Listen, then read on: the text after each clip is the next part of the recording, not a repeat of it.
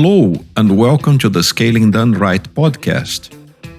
I am Q, and this podcast is a companion to the book I wrote with Gary on. So, what are the attributes that you expect from a good product owner? I'll give you 3. Empowered, available, and qualified. There are many challenges to product ownership. In my experience, I see lots of organizations investing a considerable amount of time, people, and resources in their product delivery teams and infrastructure. Far less effort is applied into the product organization. That leads to inexperienced product ownership, large amounts of waste, about 75% of features in a product nobody uses or seldom does, lots of decision latency. When the product owner is not empowered, he or she has to go ask the business, quote unquote, what he or she can do. Invisible work, things that are not in the backlog, but they are being worked on. And of course, that all leads to poor return on investment.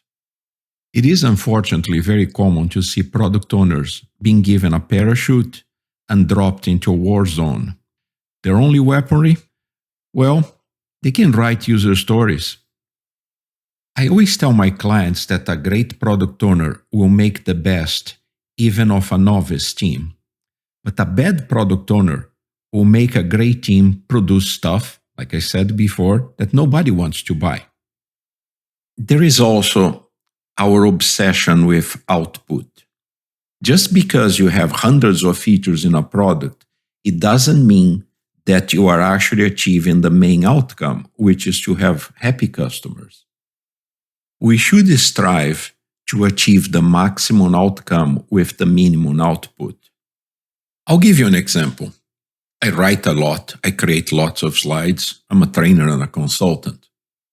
And I am so surprised that I end up using just a few features of both my word processor and my slide creation tool. I think how much money was involved in creating those features that I don't use, others don't use. As a matter of fact, I know very few people who do use more than maybe 15% of what's in there. So again, we were too preoccupied with output and we forgot the outcomes. All these problems that I listed, they can be easily solved. That's because they are valuable tools and methods for product ownership. The bad news, well, they don't seem to arrive when they're the most needed, in the hand of the team product owners, those on the front lines.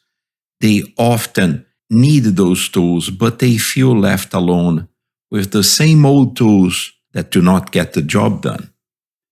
And because all these dysfunctions just grow exponentially at scale, we need an efficient, professional, empowered product owner organization that will understand how these things lead to poor return on investment, low levels of satisfaction, and frustration for the teams. While Scrum at Scale creates a very efficient communication structure and ways to order, decompose, and refine a product or portfolio of products, scaling the product ownership will not work without knowledge of proper techniques and principles of product ownership and product management.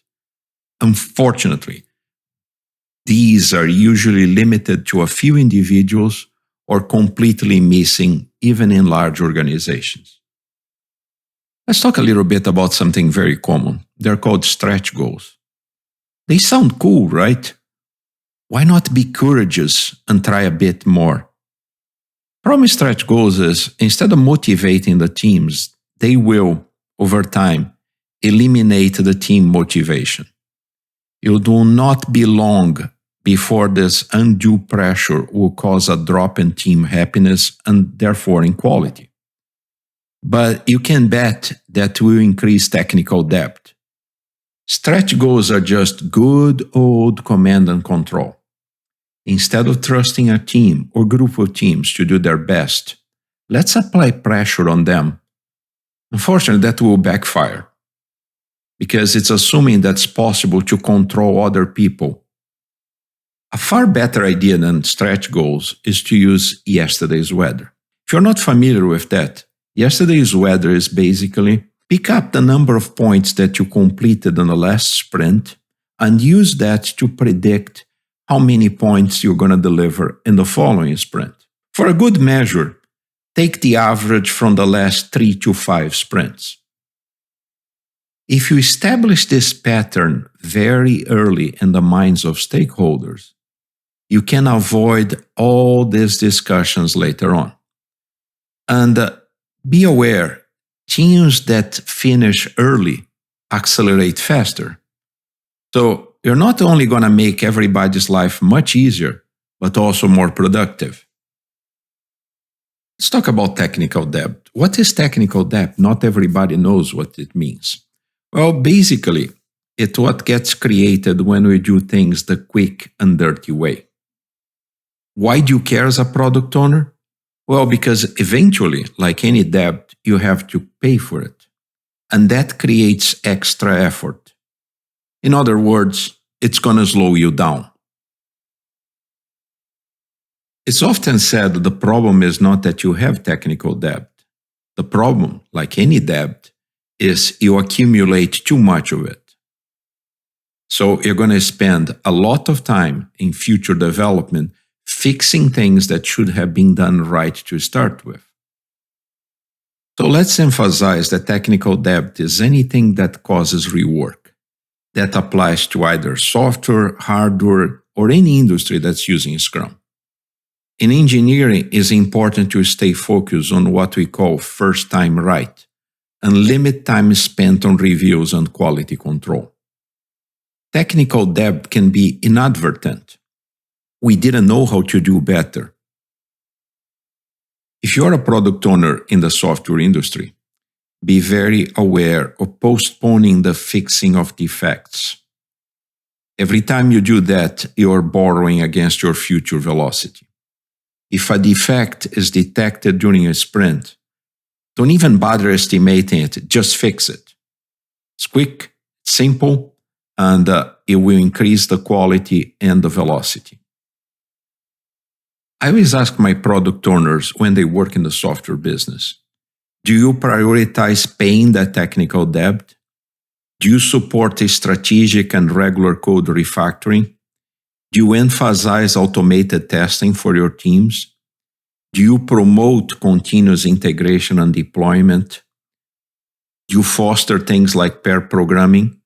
All those things product owners should be very aware of that they're being done. All of them reduce technical debt and therefore increase velocity.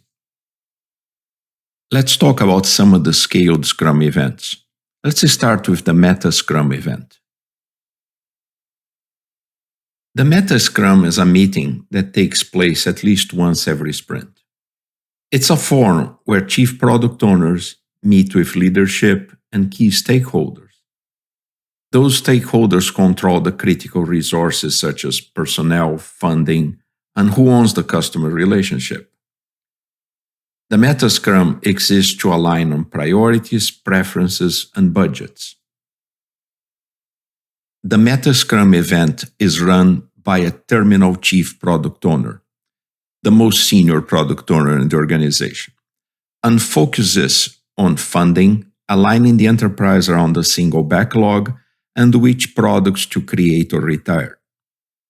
As a consequence of these decisions, the organization may also have to be refactored, with teams being moved to where they are needed the most.